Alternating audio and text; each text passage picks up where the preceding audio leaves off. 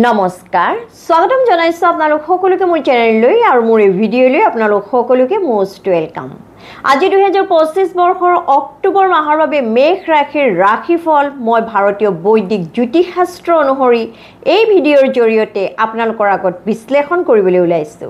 প্ৰতিটো ৰাশিৰ বাবে ৰাশিফল আৰু টেৰট কাৰ্ড ৰিডিং মোৰ এই চেনেলত পাব্লিক কৰা হৈছে যাতে দুই ক্ষেত্ৰতে আপোনালোকে উপকৃত হ'ব পাৰে। তেন্তে আহক এতিয়া মূল বিষয়বস্তুটোলৈ যাওঁ।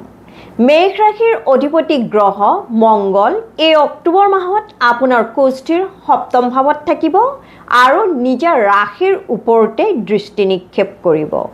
গতিকে সৰ্বপ্ৰথমে এই অক্টোবৰ মাহত আপোনাৰ স্বাস্থ্য পাতিৰ উন্নতি হ'ব। আপুনি যদি পূৰ্বতে কিবা ৰোগত ভুগি আছিল আৰু সেই ৰোগৰ যদি প্ৰপাৰ ট্ৰিটমেণ্ট কৰা হৈছিল তেন্তে আপুনি লাহে লাহে আৰোগ্য লাভ কৰিবলৈ সক্ষম হ'ব। কিন্তু যেহেতু মংগল এক হৈছে উগ্ৰ গ্ৰহ, গতিকে এইখিনি সময়ত যদি আপোনাৰ খং ৰাগসমূহ কণ্ট্ৰোল কৰি নাৰাখে, নিজৰ যদি উগ্ৰ স্বভাৱ কণ্ট্ৰোল কৰি নাৰাখে তেন্তে আপোনাৰ নিজৰ স্বাস্থ্যৰ ওপৰতো তাৰ যথেষ্ট প্ৰভাৱ পৰিব। এইখিনি সময়ত হয়তো আপোনাৰ বিপি হাই হ'ব পাৰে। গতিকে এই ক্ষেত্ৰত আপুনি চকু দিব আৰু ৰেগুলাৰ য়োগা মেডিটেশ্যন কৰিব। লগতে এইখিনি সময়ত আপোনাৰ যদি কিবা সাৰ্জাৰী বা অপাৰেশ্যন হয়, সেই সাৰ্জাৰী বা অপাৰেশ্যনো সুকলমে হোৱাৰ সম্ভাৱনা আছে যদি আপুনি এই ক্ষেত্ৰত সিস্টেমেটিক্যালি ডক্টৰ ট্ৰিটমেণ্ট এপ্লাই কৰিছে। লগতে আপোনাৰ কুষ্ঠিৰ সপ্তম ভাৱ আপোনাৰ স্পাউস অৰ্থাৎ আপোনাৰ লাইফ পাৰ্টনাৰৰ ভাৱ বুলি কোৱা হয়, অৰ্থাৎ আপোনাৰ স্বামী বা আপোনাৰ পত্নীৰ ভাৱ বুলিও কোৱা হয়। লগতে আপোনাৰ বিজনেছ পাৰ্টনাৰৰ ভাৱ বুলি কোৱা হয়। গতিকে এইখিনি সময়ত আপোনাৰ সাংসাৰিক ক্ষেত্ৰত হয়তো আপোনাৰ পাৰ্টনাৰৰ লগত আপোনাৰ স্পাউসৰ লগত কোনো কথাত হয়তো মতানৈক্য হ'ব পাৰে, আপোনালোকৰ হয়তো ইগো ক্লেশ হ'ব পাৰে আৰু ব্যৱসায়িক ক্ষেত্ৰতো আপোনালোকে হয়তো নিজৰ বিজনেছ পাৰ্টনাৰৰ পৰা এইখিনি সময়ত আশা কৰা ধৰণৰে লাভৰ অংশীদাৰ নহবও পাৰে। গতিকে এইখিনি সময়ত আপোনালোকে যদি খং ৰাগসমূহ কণ্ট্ৰোল কৰি ৰাখে, নিজৰ উগ্ৰ স্বভাৱৰ যদি বাহ্যিক ৰূপ আপোনালোকে প্ৰকাশ নকৰে তেন্তে আপোনালোকৰ সংসাৰতো শান্তি শৃংখলা বৰ্তি থাকিব আৰু ব্যৱসায় বাণিজ্যতো আপোনালোকে নিজৰ পাৰ্টনাৰৰ পৰা ভাল ফলাফল লাভ কৰিবলৈ সক্ষম হ'ব। মেঘ ৰাশিৰ প্ৰফেশ্যন অৰ্থাৎ বৃত্তিৰ ভাৱৰ অধিকাৰী গ্ৰহ শনি বৰ্তমান আপোনাৰ কুষ্ঠিৰ দ্বাদশ ভাৱত থাকিব আৰু উত্তৰ ভদ্ৰাপদ নক্ষত্ৰত থাকিব। এই উত্তৰ ভদ্ৰাপদ নক্ষত্ৰ হৈছে শনিৰ নিজা নক্ষত্ৰ। গতিকে এইখিনি সময়ত শনিয়ে আপোনাৰ প্ৰফেশ্যনৰ ক্ষেত্ৰত ভাল ফলাফল দিব বুলি আশা কৰিব পাৰি। শনিৰ তৃতীয় দৃষ্টি আপোনাৰ কুষ্ঠিৰ দ্বিতীয় ভাৱত পৰিব। এই দ্বিতীয় ভাৱ হৈছে আপোনাৰ পৰিয়ালৰ ভাৱ, আপোনাৰ টকা পইচাৰ ভাৱ, লগতে আপোনাৰ বাণীসমূহৰ ভাৱ বুলিও কোৱা হয়। গতিকে এইখিনি সময়ত আপোনাৰ হাতলৈ টকা পইচা আহিব যদিও সেয়া কঠোৰ পৰিশ্ৰমৰ জৰিয়তেহে আহিব।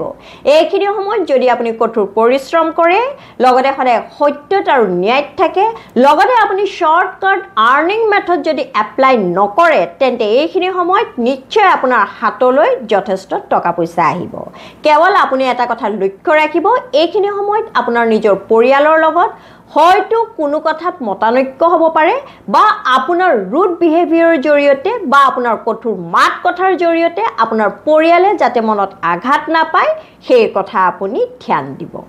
লগতে শনিৰ সপ্তম দৃষ্টি আপোনাৰ কুষ্ঠিৰ ষষ্ঠ ভাৱত পৰিব। গতিকে এইখিনি সময়ত আপোনাৰ শত্ৰু নাশ হ'ব, কিন্তু বেংকৰ পৰা আপুনি লোন লওঁতে হয়তো কিছু পলমো হ'ব পাৰে। লগতে এইখিনি সময়ত আপুনি যদি চাকৰি কৰি আছে আপোনাৰ হয়তো জব প্লেছত আপুনি জব পলিটিক্সৰো সন্মুখীন হ'বলগীয়া হ'ব পাৰে।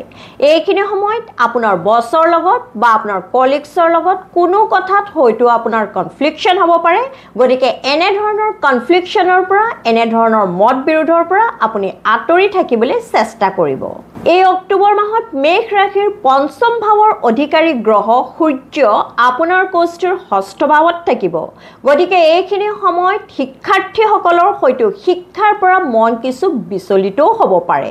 যদিও আপোনাৰ বিদ্যা বুদ্ধিৰ অধিকাৰী গ্ৰহ বুধ বৰ্তমান আপোনাৰ কুষ্ঠিৰ সপ্তম ভাৱত বা কেন্দ্ৰ ভাৱত আছে, যদিও সূৰ্য আপোনাৰ কুষ্ঠিৰ ষষ্ঠ ভাৱত থকাৰ বাবে কোনো ক্ষেত্ৰত আপোনাৰ হয়তো শিক্ষাৰ পৰা মন বিচলিত হ'ব পাৰে যিসকলৰ জন্মলগ্নতে সূৰ্য উচ্চ স্থানত আছে তেওঁলোকৰ হয়তো এইখিনি সময়ত অভাৰ কনফিডেন্ট হ'ব পাৰে বা পঢ়া শুনাৰ ক্ষেত্ৰত তেওঁলোকৰ হয়তো জ্ঞান এইখিনি সময়ত যথেষ্ট আছে বুলি ভাবি কিছু সময়ৰ বাবে পঢ়া শুনাৰ ক্ষেত্ৰত পিঠি দিব পাৰে বা কোনো ক্ষেত্ৰত যাৰ সূৰ্যৰ স্থান জন্মলগ্নতে দুৰ্বল স্থানত আছে তেওঁলোকৰ হয়তো ল কনফিডেন্ট হ'ব পাৰে অৰ্থাৎ তেওঁলোকৰ হয়তো আত্মবিশ্বাসৰ পৰিমাণ কম হ'ব পাৰে গতিকে ছাত্ৰ ছাত্ৰীসকলে এইখিনি সময়ত আপোনালোকে জোৰ কৰি নিজৰ শিক্ষাত মনটো বহাই ৰাখিবলৈ চেষ্টা কৰিব বা আপোনালোক যাতে ডবল মাইন্ডেড নহয় সেই বিষয়ে আপোনালোকে গুৰুত্ব দিব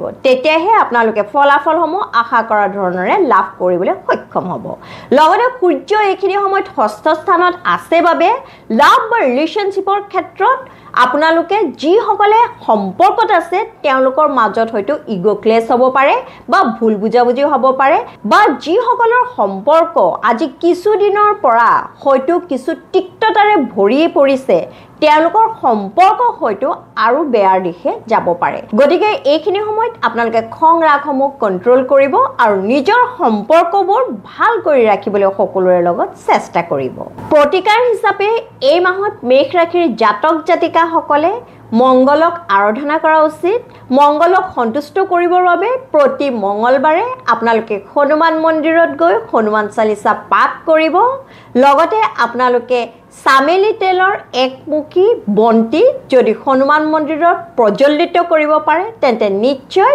মংগলদেৱক সন্তুষ্ট কৰিবলৈ সক্ষম হ'ব লগতে সদায় পুৱা গধূলি আপোনালোকে হনুমান চালিসা পাঠ কৰিব তেতিয়া নিজৰ খং ৰাগ নিজৰ উগ্ৰতা কন্ট্ৰোল কৰি ৰাখিবলৈ সক্ষম হ'ব আৰু সকলো ক্ষেত্ৰতে আপোনালোকে আগবাঢ়ি যাবলৈ লগতে নিজে শান্তিৰে সুখেৰে জীৱন যাপন কৰিবলৈ সক্ষম হ'ব এয়া হল মেষ ৰাশিৰ অক্টোবৰ মাহটো কেনেদৰে পাৰ হ'ব তাৰ এক থুলমূল আভাস আপোনাৰ কুষ্ঠিখনেই হৈছে প্ৰকৃতপক্ষে আপোনাৰ ডিএনএ কুষ্ঠিত অৰ্থাৎ আপোনাৰ জন্মলগ্নতে এই গ্ৰহবোৰৰ অৱস্থান যদি শুভ আছিল এক উচ্চ স্থানত আছিল তেন্তে মই কোৱা ফলাফলসমূহতকৈ আপোনালোকে হয়তো ভাল ফলাফল লাভ কৰিবলৈ সক্ষম হ'ব কিন্তু জন্ম অৱস্থাতে এই গ্ৰহসমূহ যদি বালক অৱস্থাত আছিল বা বৃদ্ধ অৱস্থাত আছিল বা নিম্ন স্থানত আছিল তেন্তে মই কোৱা এই শুভ ফলাফলসমূহ আপোনালোকে লাভ কৰিবলৈ 50% হয়তো সম্ভৱ নহব পাৰে হি যিকি নহওক ইয়ালৈকে মোৰ প্ৰেডিকচন যদি আপোনাৰ ঠিকে থাকে লাগিছে তেন্তে মোৰ চেনেলটো লাইক কৰিব শেয়াৰ কৰিব আৰু সাবস্ক্ৰাইব কৰিব গৌৰৱেৰে কওঁ যে মই বজৰংবলীৰ ভক্ত হয় প্ৰভুৰ কৃপা আপোনালোকৰ সকলোৰে ওপৰত থাকক মই তাৰেই কামনা কৰিছো তেন্তে আজিলৈ আহিছো জয় শ্ৰী ৰাম জয় বজৰংবলী